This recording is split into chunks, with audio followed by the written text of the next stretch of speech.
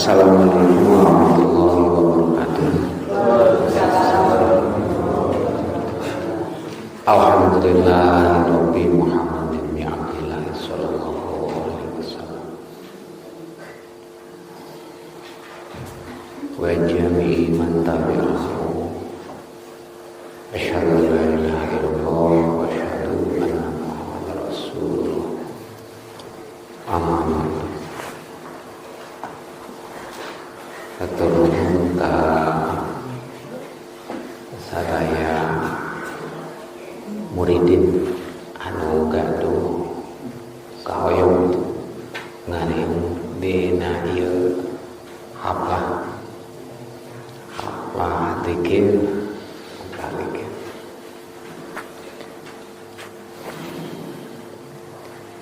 sapalihna tina dikir anu tos dicarioskeun ayat zikrul lima, ayat zikrul qabri, ayat zikrul maut, ayat zikrus sholihin, ayat zikrul anbiya, ayat zikrul Quran, terakhir zikrullah sebagai puncak. Mudah masuk zikrul lima, asalnya dan zikir udah masuk zikrul lima. Zikrul qabri nganter terus sadar dina waktu nganter mayit bahwa orang bakal maut zikrul qabri. Aya zikrul maut wawu kana diri kenapana tuluy apa di pola talkin ngalikokeun diri kanu nyipta. Oh Allah teh nulian urang. Zikir itu untuk butuh waktu lama gitu. Jadi begitu ingat nyadar, oh urang teh nulian eta timing nama jadinya sakitu. Jadi ketika zikiran banyak, la illallah, la illallah, terus tanpa timing nupas, maka sisana itu konyol. Cuma minimal kieu bahasa bising orang konyol kabeh nya mending kene diperbanyak angka susuganan di angka keberapa orang ada timing nu masuk nu objektif langsung ke Allah gitu. Dikir itu butuh pikir. Lamun teu aya nu kapikir naon nu mata kaingetkeun. Karena ingatan itu butuh pikiran. Jadi jelas zikir dan pikir itu tidak bisa dipisahkan. Zikrul nikmah, zikrul qabri, zikrul maut. Ketika ke kuburan, pikiran ingat, di kuburnya. Maka sekaligus topikna robah jadi zikirna zikrul qabri karena ada zikrul qabri, ada berpikir tentang jalmi di kubur, terus pertanyaan alam kubur. Ketika jawab berpikir nikmat, berpikir tentang nikmat, untuk kudu lezat, masalah napas lega wae udah masuk nikmat. Nikmat mah teu kudu lezat, jadi dari kasus minimum hingga maksimum itu totalitasna nikmat.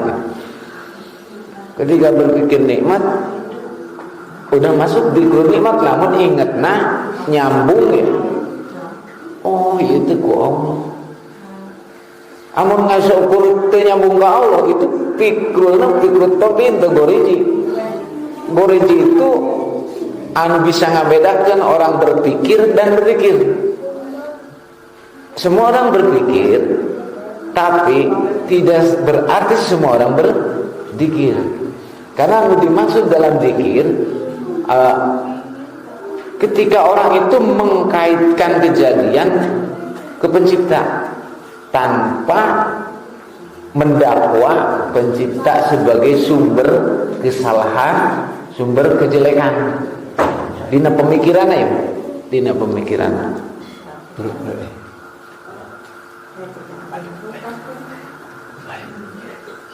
Terus ayat zikrus sholihin mengingat para para solih, para ahli suluhiyah, macam di lembur ieu aya saha kapungkur ieu anu pernah jadi pemuka anu ngarobah kultur tina goreng karena ada itu, bahkan mungkin kolot urang sorangan, lamun urang teu kade dipukolot ya. Matematikana urang bakal kieu. Itu masuknya ketika fikru solihin, berarti masuk ke fikru solihin. Asal dikaitkan ke Tuhan. Dan semua orang juga berpikir dan berzikir, mengingat setiap berpikir pasti itu ada yang teringat, karena pikiran itu berjalan dari susunan subingatan kali subingatan lah. Terus akhirnya disebut berpikir gitu kan. Jadi seperti itu ayat itu solihin zikrul anbiya, dimulai Nabi Adam begikeun ka Nabi Muhammad. Dibaca sejarah, bahkan ada cerita bahwa dunia itu disaksikan oleh 2 orang umur terpanjang,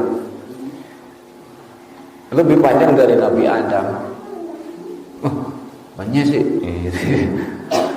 Nabi Adam 1000 tahun, ada 20 turunan laki-laki dari Nabi Adam, diantaranya Qabil, Habil yang dibunuh, kemudian Sis, dan 17 laki-laki lain, termasuk Barak, Sanggal di sana ada.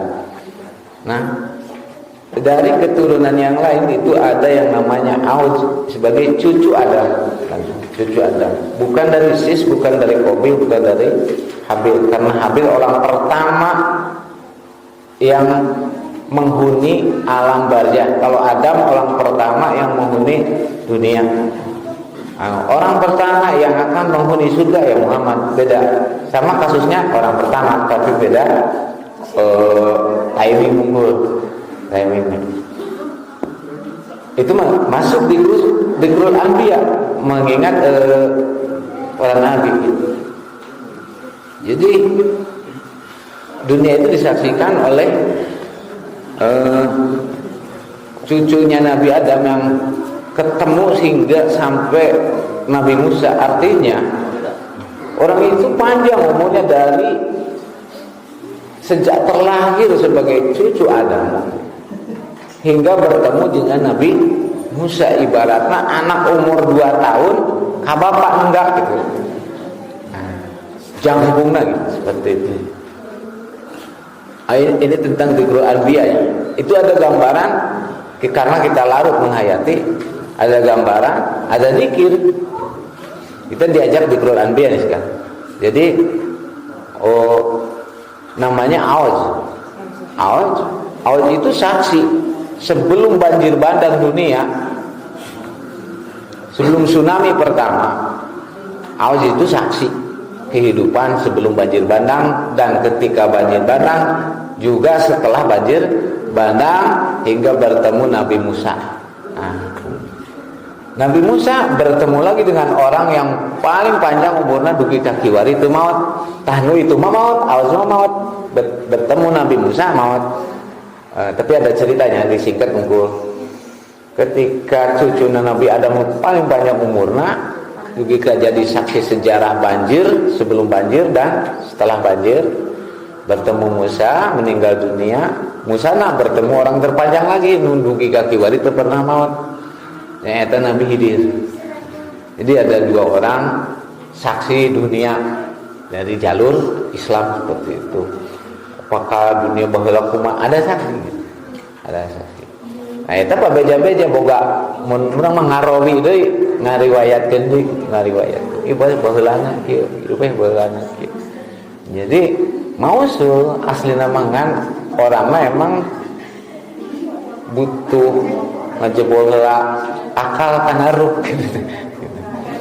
Terus dikru nikmat, dikru kubri, dikru maut, dikru solihin, dikrul anbiya, dikrul Quran. Dikrul Quran itu isinya ada 9. Ada perintah, ada larangan. Jadi perintah salat atuh, zakat atuh, Itu dikrul Quran ketika orang ngeluarkan zakat, ketika orang ngelakukan sholat, itu masuknya dikrul Quran. Kemudian terus ikhbar, imsa, jadi ada berita tentang nabi-nabi kayak tadi, itu juga dikrul Quran masuk. Terus imsa ada kias-kias dari Tuhan gitu. Lalakum ta'qilun, supaya anjen itu berakal, bisa menundukkan filsafat, intuisinya menjadi intuisi filsafat yang sujud mengakui Quran.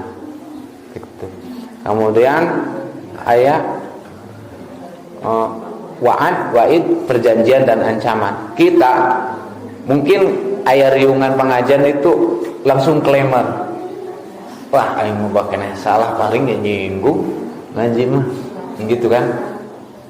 Tidak, di sini ngaji diri itu ayat-ayat berniat sunggang singgung, hanya menceritakan kesalahan diri dan berusaha merubah untuk lebih baik. Itunya hanya pola itu manajemen diri. Nusa ayah-ayah kalau bisa kan ngien riungan teh embe hiji di leuweung pas hari maung dua pasti pae. Embe hiji di leuweung embe loba ya 10 maung hiji alamat embe gitu. Berulang setan kan lebih banyak. Urang ngien riungan atau susuganan ka bawah gitu. Ada kekuatan. Nah, sehingga di sini kita terlatih. Kalau ilmu sunnah itu banyak dipelajari lah di sekolah, di mana-mana pesantren. Tapi ilmu jamaahnya ilmu komunitas. Ilmu jamaah itu menjalin komunitas. Butuh waktu ta'aruf, saling mengenali dulu, ada kecenderungan yang harus sama, persahabatan emosi yang sama, emosi iman, emosi Islamnya, emosi ihsannya sama. Jadi baru bisa dibadah.